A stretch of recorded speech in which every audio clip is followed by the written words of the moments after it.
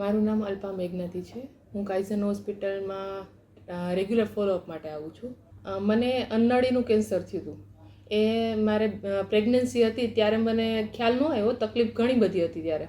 પણ જ્યારે ડિલિવરી થઈ ગઈ ત્યાર પછી 1 મહિના પછી ખ્યાલ આવ્યું કે અન્નળીમાં તકલીફ છે અને એનું ડિટેક્ટ થયું કેન્સર.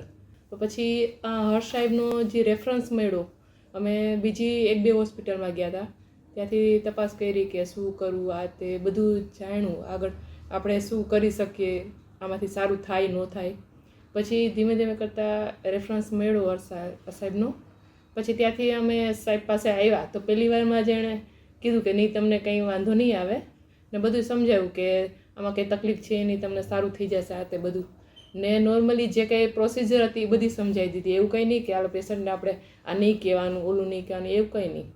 પણ ના, સાહેબ પાસે મળ્યા પછી એમ થયું કે ના, હવે કોઈ હોસ્પિટલ મારે જવું નથી.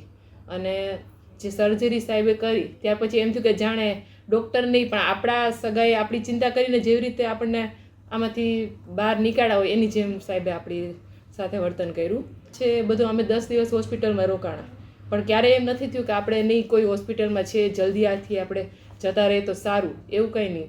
હોસ્પિટલની સર્વિસ છે, સાહેબનો સ્વભાવ છે. હોસ્પિટલમાં એ રીતે તમે કોઈ પણ સ્ટાફને બોલાવો, કોઈ પણ ક્યારેય તમને એવું નહીં લાગે કે નહીં આ લોકોને ગમતું નથી કે આપણને ખરાબ રીતે આપણે યાર વર્તન કરે.